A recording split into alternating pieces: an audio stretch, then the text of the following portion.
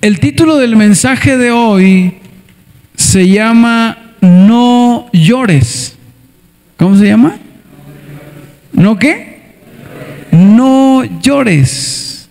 Y usted se va a dar cuenta del porqué del título a lo largo del mensaje. A veces tenemos altibajos en nuestra vida. ¿Alguien ha tenido altibajos? ¿Alguien ha tenido situaciones difíciles en su vida? Y como que en medio de esas circunstancias, en medio de esos desiertos, en medio de esos valles de sombras y de muerte, podemos sentir como que Dios no está, como que Dios se ha desaparecido por un momento, como que Dios no es parte de nuestra vida diaria.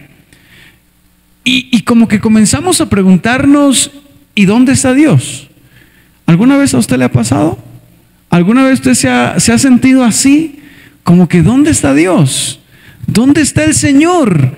Y nuestra vida comienza como que estamos en ese vaivén, caminando en esa monotonía, caminando y como que no vemos la mano de Dios, como que no vemos a Dios, como que no hay muchos cambios en nuestra vida, y a veces como que se torna un poco difícil identificar a Dios en algún área de nuestras vidas.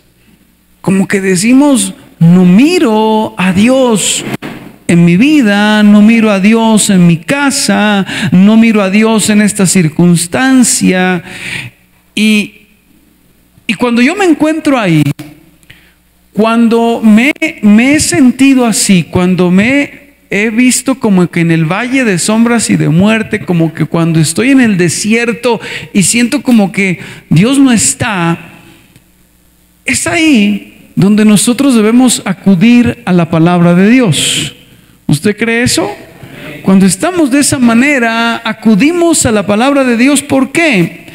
Porque ahí el Señor ha plasmado ciertos personajes que también se han sentido como nosotros, que también se han sentido con temores, con miedos, que también se han sentido en muchas ocasiones con dudas, que también en muchas ocasiones se sintieron como que en esos desiertos, como que en esas circunstancias difíciles.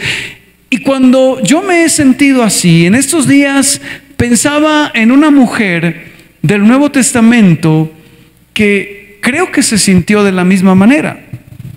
La Biblia no le da un nombre a esta mujer. La verdad, no se sabe cómo se llama, sino que simplemente se la conoce por el nombre de su pueblo y por su estado civil. La Biblia dice que era viuda y solamente se la conoce con el nombre del lugar donde ella vivía. Así que yo quiero que leamos en este día. Vamos a leer un pasaje de la Escritura, una historia de la Biblia que quizás no lo hemos predicado, o usted nunca lo ha escuchado, o quizás no lo ha leído, o si lo ha leído lo ha pasado por alto. Leamos lo que dice. Si usted trajo la Biblia, ¿cuántos trajeron Biblia? Poquitos. ¿Cuántos trajeron Biblia? Bueno, qué bendición. Lucas capítulo 7 versículo 11. Si no trajo la Biblia, vamos a leer en pantallas. Y yo voy a leer en Reina Valera en esta tarde. Mira esta mujer. Dice la Biblia de esta manera: aconteció después que él iba a la ciudad que se llama Naín, e iban con él muchos de sus discípulos y una gran multitud. Dice luego: cuando llegó cerca de la puerta de la ciudad, he aquí que llevaban a enterrar a un difunto, hijo único de su madre, la cual era viuda, y había con ella mucha gente de la ciudad. Y cuando el Señor la vio, ¿cuándo qué? Mira lo que dice: cuando el Señor la vio, se compadeció de ella y le dijo, ¿qué le dijo? ¿Y cómo se llama el mensaje? No llores. ¿Y qué le dijo el Señor? ¿Y cómo se llama el mensaje? ¿Y qué le dijo el Señor? Mire eso, no llores. No llores. Suena como paradójico un poco, porque cuando uno va a un entierro de alguien y decirle a la mamá del difunto no llores, como duro, ¿cierto que sí? Como difícil. Pero mire lo que sigue diciendo, no llores, y siga. Y acercándose, tocó el féretro, y los que lo llevaban se detuvieron y dijo, joven, a ti te digo, levántate. Mire eso, siga. Entonces se incorporó el que había muerto y comenzó a hablar y lo dio a su madre. ¿Qué le parece esa historia? ¿Qué le parece esa historia? El versículo 16 dice, entonces todos tuvieron miedo y glorificaban a Dios diciendo, un gran profeta se ha levantado entre nosotros y Dios ha visitado a su pueblo. Esta historia es impactante. Es la historia, la historia de la viuda de Naín. ¿La viuda de qué? No sabemos cómo se llama. No sabemos si se llama Marta, María, Juana. Lo único que dice la Biblia es que es la viuda de Naín. Lo curioso de esto es que solo el Evangelio de Lucas registra esa historia. Para mí, una historia asombrosa. Y de alguna manera, esta historia nos enseña muchas cosas que quiero compartirle en esta tarde. Primero, quiero que entendamos el contexto de lo que estaba sucediendo en ese momento. Quiero que usted entienda que Naín era un pequeño pueblo agrícola. Era un pequeño pueblo donde se sembraban legumbres en los tiempos de Jesús. Se dice que está situado junto al monte de Moré, según la historia. El pueblo en sí, de alguna manera, estaba apartado de las rutas o de las carreteras principales. Estaba apartado, era un pueblo muy, muy lejano. Demasiado lejos. Y se dice que era un pueblo muy pobre.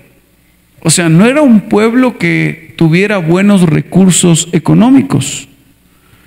Se dice que Naín solo tenía 34 casas. ¿Cuántas casas? O sea, como una vereda. Como decir, no sé, más pequeño que una vereda pequeña de acá.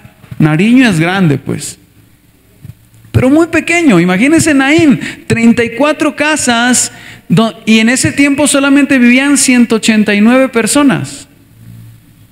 O sea, era muy pequeño y además de eso era muy lejano. Hoy en día ese pueblo todavía existe y es una vereda que alcanza a tener 1500 personas. Es muy pequeño todavía, ¿verdad? Es demasiado pequeño. Entonces, Lucas comienza su relato señalando que Jesús estaba en Capernaum. Cuando usted va un poquito más atrás en la Biblia, Él estaba en Capernaum. ¿En dónde? Él estaba en Capernaum. Un día antes, Él estaba sanando al siervo del centurión, para que usted lo tenga en cuenta. ¿Se acuerda del centurión? Que fue y le dijo, mi criado está enfermo. Y él le dijo, vamos. Y el centurión, ¿qué le dijo? No soy digno de que entres en mi casa. Tan solo di la palabra y mi criado sanará. O sea, él estaba haciendo eso un día antes. Y luego de eso, termina de hacer eso y él se dirige a Naín. Él le dice a los discípulos, vamos a Naín. Y se fue con sus discípulos y se fue con un un grupo grande de gente, lo dice la Biblia. Ahora, pastor, ¿a cuánto tiempo estaba Naín de Capernaum? Según los relatos, según la historia, en ese tiempo a pie se gastaban 2 días. Desde Capernaum, ¿hasta dónde? Hasta Naín. Hoy en día, desde Capernaum a Naín se gastan 10 horas en carro. 10 horas. Pero a pie, alrededor de 2 a 3 días. Ya es larguito. Dígame si no. Ya es largo. Así usted se vaya, así sea el hermano Demetrio en bicicleta, pero se echa sus 2 días. ¿Sí? Porque estaba largo de Capernaum. ¿A dónde? A Naín. Y ahí es en donde usted debe comenzar a pensar en muchas cosas. En muchas cosas. Cuando Cristo se acerca a la ciudad, después de ese viaje tan arduo, porque imagínese 2 días caminando, cuando Él va llegando, dice la Biblia que sacaban a un joven de 20 y tantos años que había muerto. Ya lo llevaban a enterrar. Lucas nos advierte y nos dicen que este joven era el único hijo de una viuda. O sea, vaya imaginándose la historia de esta mujer. Vaya imaginándose la historia. Hijo único de una viuda. En ese entonces, cuando una mujer quedaba viuda, quedaba desamparada. Ya no podían darle empleo, ya no podían darle trabajo, quedaba desamparada, quedaba a cargo de los hijos. ¿Y cuántos hijos tenía ella? ¿Y qué pasó con ese uno? Se murió. O sea, imagínese en la situación que iba a quedar esta mujer. Que se le muera el único hijo que tenía, que la podía ayudar, ya era una tragedia. O sea, esta mujer, aparte de ser viuda, quedó sin hijo. O sea, se quedó sin esposo, quedó sin hijo. Y eso ya era una vergüenza, porque en aquel entonces, cuando se moría el esposo, se pensaba que eso era una maldición. Se pensaba que eso era una maldición de parte de Dios hacia la mujer. O sea, imagínese todo el dolor que había en esa mujer. Un dolor espiritual, un dolor emocional. Imagínese su vida. Esa noche quizás estuvo llorando, quizás estuvo diciendo, ¿dónde está Dios? Se estaba enfrentando a muchas cosas, a la muerte de su hijo, se estaba enfrentando a la ruina económica, quizás estaba pensando, ¿y ahora qué va a ser de mí? ¿Cuántos en algún momento han pensado así? ¿Y ahora qué va a pasar conmigo? ¿Y ahora qué va a ser de mi casa? ¿Y ahora qué va a ser de mi familia? Y esta mujer estaba de esa manera. Esta mujer estaba un poco desanimada. ¿Alguien en algún momento ha estado desanimado? ¿Alguien en algún momento ha estado desanimado? Todos. Imagínense a esta mujer, se le muere el esposo, al tiempo se le muere el hijo. ¿Qué se podía pensar? ¿Qué podría pensar esta mujer? Dios se olvidó de mí. ¿Y dónde está Dios? Todo le estaba saliendo mal. Y algunos momentos en nuestra vida como que las cosas no nos salen bien. Y comenzamos a decir, ¿pero qué pasa?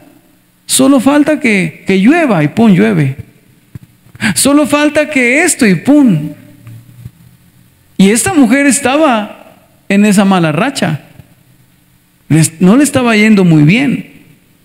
Y me encanta cómo comienza el versículo 12. Dice, cuando Jesús llegó cerca de la puerta. ¿Dónde llegó? ¿Dónde llegó? Yo quiero decirle en esta tarde, céntrese en esas 2 palabras de arriba nomás. Cuando llegó. Diga conmigo, cuando llegó. ¿Cuando llegó quién? Jesús. Yo quiero decirle en esta tarde que el día va a llegar. No sé si alguien lo cree. Dígale a alguien, el día va a llegar. El día va a llegar. El día que, ¿qué, pastor? El día que menos espere usted, cuando usted piense que ya no hay solución de nada, cuando usted piense que ya no se puede hacer nada, cuando piense que todo está perdido, ese día va a llegar a sus puertas, a las puertas de su casa, de su vida, el Señor Jesús, y Él va a levantarlo. Y Él va a levantarnos. Porque Jesús siempre llega en el momento indicado. Siempre llega en el momento indicado. Usted se imagina, ya murió. Usted se imagina a la viuda de Naín orando, Señor que no se muera, Señor que no se muera, y pum, se murió. Y usted se imagina una mamá desesperada con su hijo muerto. Señor, ¿por qué? Y ya yendo al cementerio, uno ya dice, ya no se puede hacer nada. ¿Usted alguna vez ha perdido la esperanza de decir, ya no se puede hacer nada con esto, ya esto, ni Dios puede, ni mejor dicho, esto ya no se puede hacer? Y esta mujer estaba así. Pero no importa la situación en la que tú estés, no importa lo que estés pasando, no importa en la condición que estén tus hijos, no importa en la condición económica en la que tú estés, cuando Jesús llega, llega para glorificarse en tu vida, en tu casa y en tu familia. Cuando Él llega. Y si nosotros seguimos perseverando en Dios, a pesar de que no vemos, a pesar de que decimos, pero ¿cuándo, Señor? Yo no sé cuándo, pero Él ha prometido que un día va a llegar. Y a mí me encanta en qué momento llegó Jesús a la viuda de Naín. O sea, ¿en qué momento? Es como decir, Jesús ya no, pues ya se murió. Ya no hay nada que hacer, Señor. Pero mire eso. Pero lo más lindo de esto es entender algo. No importa lo insignificante que nos sintamos en la vida. A veces nos sentimos como que somos muy insignificantes. No valemos nada. Dios, ¿qué se va a fijar en mí? Quizás esa mujer allá en ese pueblito que nadie visitaba, una veredita, mejor dicho, ¿quién iba a ir para allá? Nadie. Quizás el Señor decía, no, para allá ha de estar las FARC, el ELN, zona roja, que voy a ir para allá a meterme. Y quizás la viuda de Naín se sentía de esa manera. ¿Será que Dios se acuerda de mí?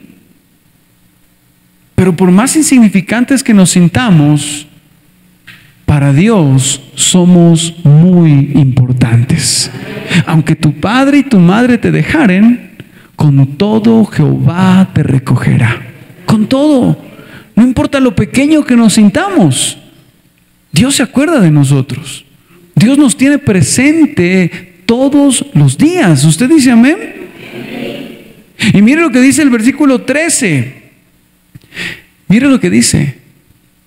Y cuando el Señor la vio. ¿Y cuando qué? Mire eso. Y cuando el Señor la vio, se compadeció de ella y le dijo, no llores. No llores, ¿sí o no? Deje de llorar. Así le dijo el Señor. Y yo le digo algo. La Biblia dice que los ojos del Señor están sobre toda la tierra. Y los ojos del Señor están sobre tu vida. Están sobre tu casa. Y Él sabrá el momento propicio en el que Él va a actuar, en el que Él va a hacer. Pero Él te está mirando constantemente. Nunca digas, el Señor no me está mirando, voy a hacer esto. No. Dígale a alguien, el Señor te está mirando. Y no solamente te está mirando para vigilarte, el Señor te está mirando para cuidarte, para protegerte de todo mal. Y yo le quiero decir algo en esta tarde a usted que ha venido el día de hoy. El Señor no se ha olvidado de usted y de sus problemas. Él no se ha olvidado. Él está esperando. ¿Él está qué? esperando. ¿Por qué va a llegar? Dígale a alguien, Él va a llegar. Y cuando Él llegue, ¿qué va a pasar? Cuando Él llegue, vas a ver cosas que ojo no vio, ni oído oyó, ni han subido a corazón de hombre, dice la Biblia. Vamos a ver la gloria de Dios, amén. Y eso es importante. Entonces el Señor Jesús le dice, no llores. O sea, y una cosa que usted debe recordar es que Cristo es nuestro consolador. Es que Cristo está con nosotros para ayudarnos. Él ha prometido estar con nosotros todos los días de nuestra vida. Todos los días. Por eso no estamos solos. Y por eso el Señor Jesús le dijo, no llores. ¿Por qué? Porque a pesar de todo lo que podamos estar viviendo, Él está con nosotros. Vuelvo a decir eso. Él le dijo, no llores. Pero Señor, mira, mi hijo murió. Pero a pesar de todo lo que tú puedes estar viviendo, yo estoy contigo. Yo no sé, usted puede estar en el desierto, usted puede estar en el valle de sombras y de muerte, usted puede estar en medio del fuego, pero a pesar de todo lo que usted está viviendo, Dios está con usted. Y dice la Biblia que si Él con nosotros, ¿quién contra nosotros? Eso nos debe brindar confianza. No estamos solos. Tú no estás pasando ese desierto solo. Tú no estás pasando esa dificultad solo. Dios está ahí contigo. Pero ¿por qué no me ayuda? Porque Él está esperando el momento propicio para obrar. Porque para Dios basta un segundo para cambiar tu historia. ¿Usted cree eso? Él puede cambiar la historia de tu casa, de tu familia en un segundo. Él puede hacerlo. Pero Él está probando nuestra fe. No llores, le dijo. Me encanta cuando el Señor le dijo también a otra mujer, miren Mateo 9:22. Mateo 9:22 le dijo a una mujer el Señor algo también. Miren Mateo 9:22. Leámoslo en pantalla. Me dice, pero Jesús, volviéndose y mirándola, dijo, ten, ¿qué le dijo? Ten ánimo. Dígale a alguien, ten ánimo. A ver, dígale a dos personas, ten ánimo. O sea, ay, pero usted no sabe por lo que estoy pasando. Pero tenga ánimo. Pero levántese. Pero no se deje echar al piso por la amargura, por el desánimo, ¿no? Mire lo que le dijo el Señor Jesús, ten ánimo. Ay, pero pastor, qué fácil es decir ten ánimo, no llores. Pero note quién nos lo está diciendo. ¿Quién nos lo está diciendo? El Señor Jesucristo. No llores, ten ánimo. En otra versión, en Juan 14:18 dice, no os dejaré huérfanos, vendré a vosotros. En pocas palabras, no los dejaré solos. Yo estoy con ustedes. No nos va a dejar solos. Por más que todo el mundo se vaya, por más que usted sienta que la gente lo ha dejado solo, Dios jamás lo ha dejado solo. Dios no nos ha dejado solo. En Marcos 5:36 también hay un pasaje bíblico donde el Señor le dice a alguien estas palabras. Dice, pero Jesús, Marcos 5:36, pero Jesús, luego que oyó lo que se decía, dijo al principal de la sinagoga, no temas. ¿No qué? ¿Cómo le dijo a la mujer de Naín? No llores. ¿Cómo le dijo a la otra mujer? No ten ánimo. ¿Y cómo le dijo a este hombre? No temas. Tres frases importantes para nuestra vida. No llores.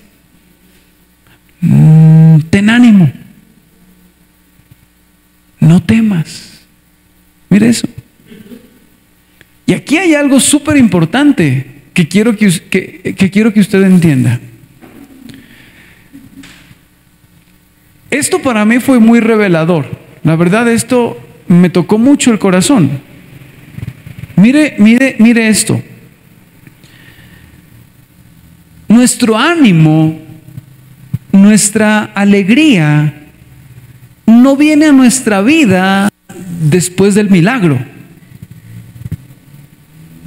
No.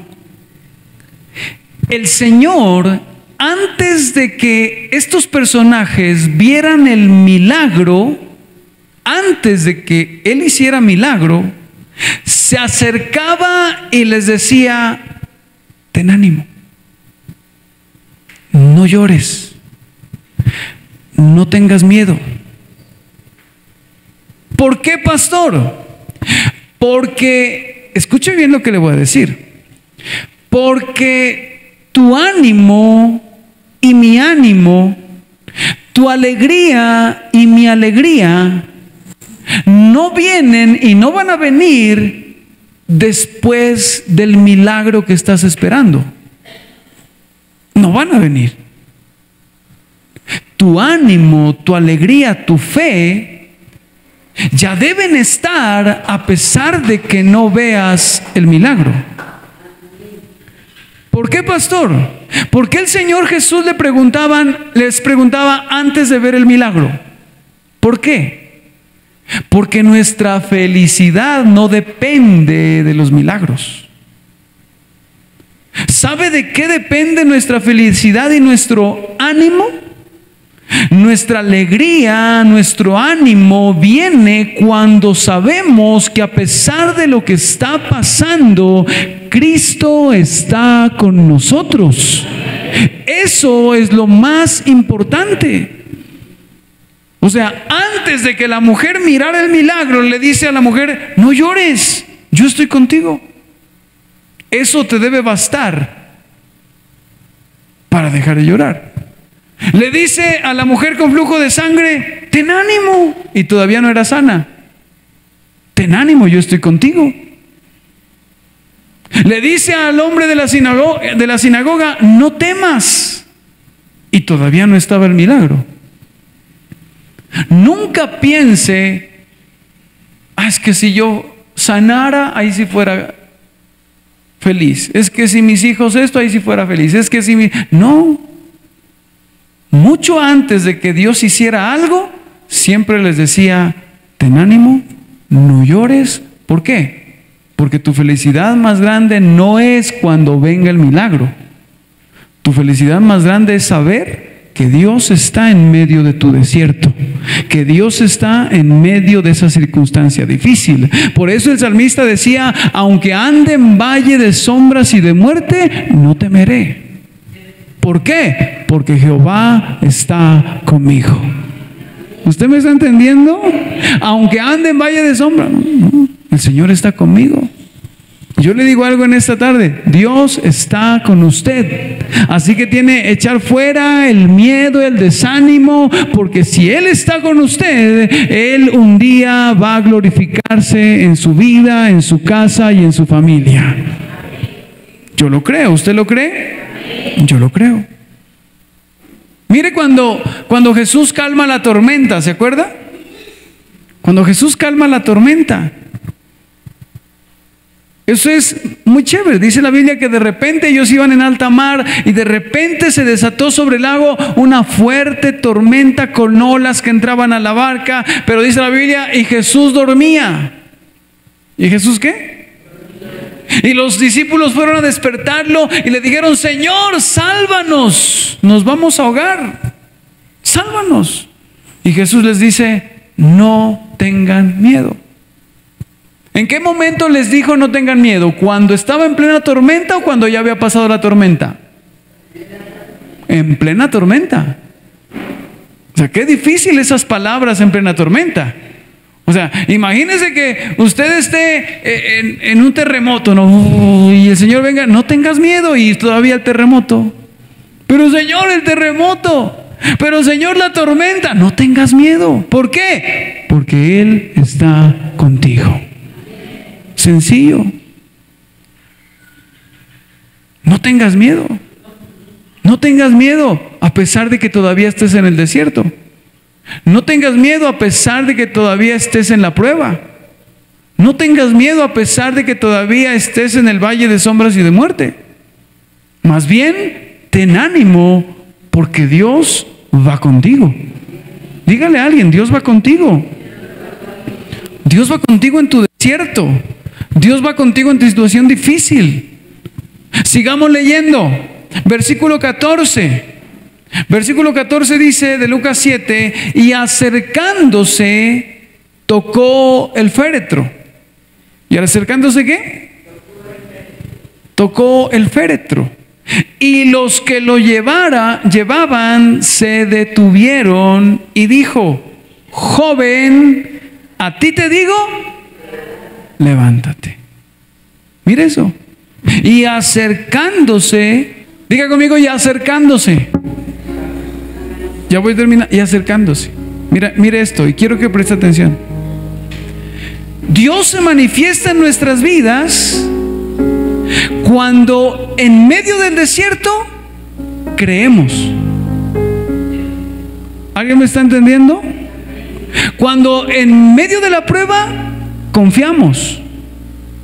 O sea, a la mujer que le dijo el Señor: no llores. Y al problema que le dijo: no, al problema, ahí va. A ti te digo, levántate. Vuelvo a decirle. Entonces, a la mujer que le dijo: no llores. Al problema que le dijo: levántate.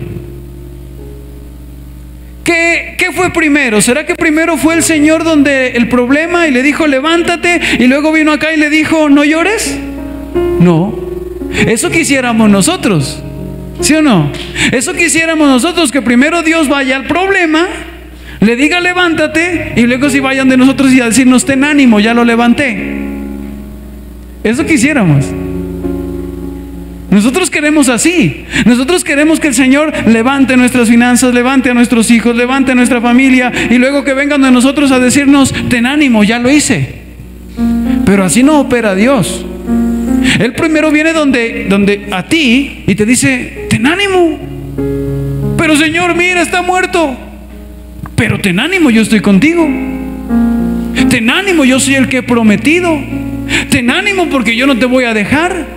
Ten ánimo porque yo te voy a levantar.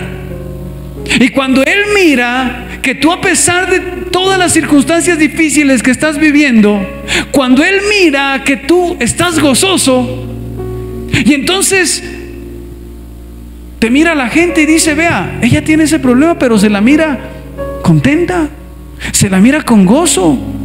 Cuando Él mira que tú estás súper a pesar de todo, entonces dice: ahora sí, levántate. Él está listo, porque el gozo de Él no depende de su milagro. El gozo de Él depende de saber que yo estoy con Él en medio de toda circunstancia. Yo le diera un aplauso a Jesús por eso.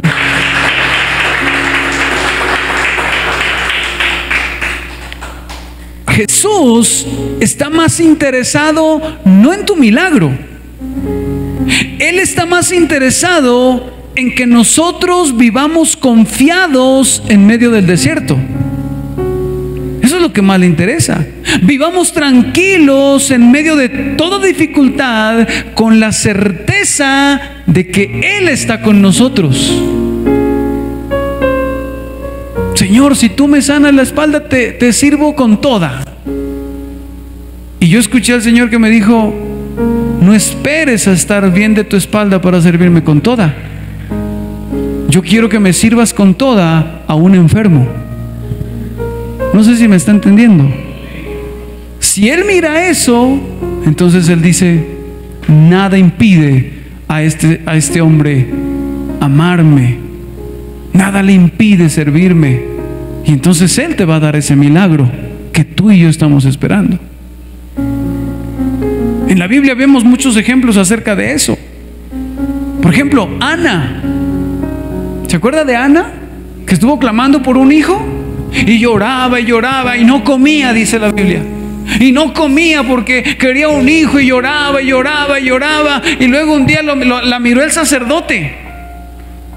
La miró el sacerdote y el sacerdote pensaba que estaba borracha. Y le dijo: ¿cómo vas a venir a clamar borracha? No, Señor, no estoy borracha, es que estoy desesperada. Estaba clamando con todo el corazón. Y le dijo el sacerdote: vete, porque el Señor escuchó tu oración. Y dice la Biblia que a partir de ese momento, ella volvió a la casa, comenzó a comer y comenzó a vivir con fe. Ya no vivía con ese desespero, con esa angustia. Y dice la Biblia en el versículo 18 de Samuel, bueno, para primera de Samuel 1, para que usted lo tenga presente. En el versículo 18 dice: oh, muchas gracias, le dice Ana, exclamó ella. Así que se fue y comenzó a comer de nuevo y ya no estuvo más triste. ¿Y ya no estuvo más qué? ¿Pero ya había llegado el milagro? ¿Ya había llegado el milagro? No. En ese momento, cuando ya no estuvo más triste, porque al principio era llore y llore y llore y no comía y no comía y no comía, y mientras estuvo así, el milagro no venía. Pero cuando ella confió,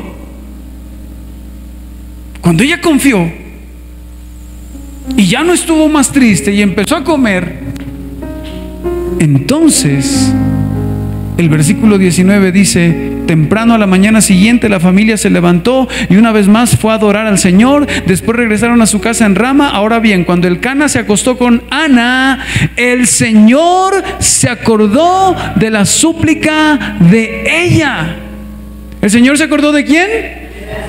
De la súplica de Ana. ¿Por qué el Señor ya le dio la respuesta? Porque ella ya confió y dijo: Señor, yo ya confío en ti. Ya confío en ti. Y cuando ella ya confió, vino el milagro. Vino el milagro a la vida. Hay algo que tenemos que recordar todos. Y yo vengo a recordarle algo en esta tarde.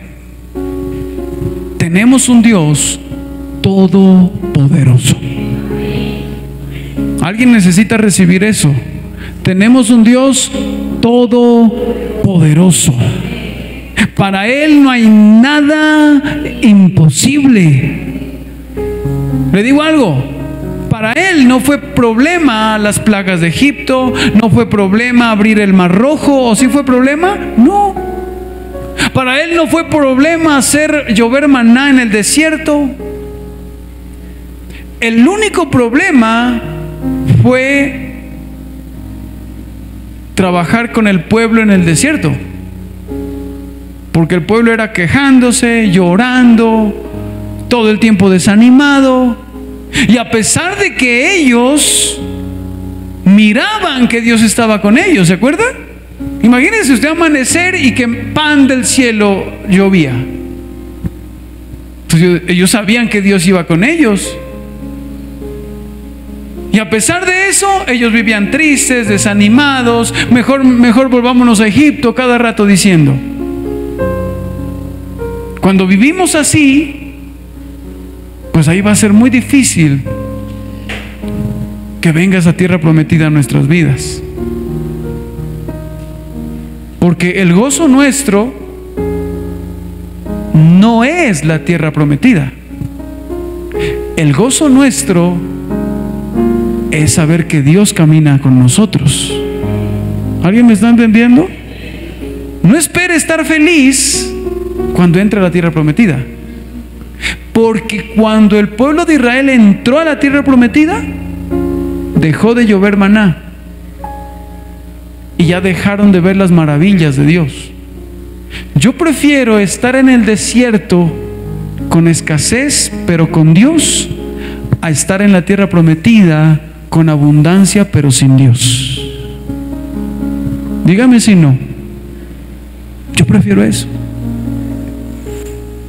Y ese debe ser el gozo más grande que tenemos. Le digo algo en esta tarde: Dios pelea nuestras batallas. Pero hay peleas que tenemos que librarlas nosotros. Esa pelea interior que hay dentro de usted. ¿Contra qué, pastor? Contra la incredulidad, contra la duda, contra la queja, contra el llanto, contra tantas cosas, contra el desánimo. Esa pelea es suya. Y usted tiene que ir en contra de eso. La Biblia dice: este es el día que hizo el Señor. Me alegraré y me gozaré en Él. No importa si hay, no importa si no hay, no importa nada. Lo único que importa es saber que Dios está conmigo. Y eso me llena de gozo. Y eso me llena de tranquilidad. Porque Él sabe lo que hace y estoy en sus manos. Yo quiero decirle, usted y yo estamos en las manos de Dios. Y eso es suficiente. Eso es suficiente para nuestras vidas. Por eso debemos desechar todo desánimo. Pero pastor, estoy en el desierto. No importa. Pero pastor, estoy en medio del fuego. No importa. Pero pastor, estoy en medio de los leones. No importa. Jehová está con nosotros. Y ese debe ser nuestro gozo. Eso nos debe alegrar más que cualquier cosa. Pero ¿cuándo va a llegar la respuesta? Yo no lo sé. Pero lo que sí sé es que si usted sigue fiel a Dios, va a llegar su momento. Así como le llegó el momento a la viuda de Naín, así también va a llegar su momento allá en casa, y lo que estaba muerto va a resucitar en el nombre de Jesús. Va a resucitar en el nombre de Jesús. Así que la historia de Naín nos recuerda que somos importantes para Dios y que Él no nos ha dejado. Nunca se olvidará de nosotros. Mire que Naín, y termino con eso. ¿Qué significa Naín? Naín era el pueblo de donde era la viuda. ¿Y qué significa Naín? Naín significa felicidad.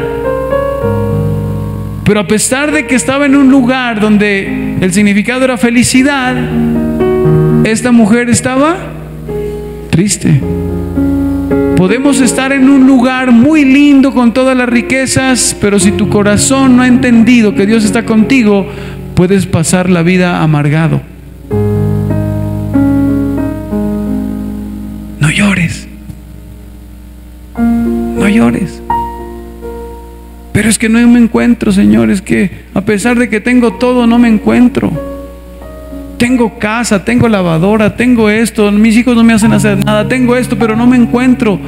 Me siento vacío. Porque ese vacío se llena cuando entendemos que Cristo es suficiente para nosotros. ¿Dice amén? Dígale a alguien: Cristo es suficiente. Él es suficiente. Él es suficiente. ¿Y qué tal si el Señor no te da lo que estás esperando? ¿Vas a permanecer amargado?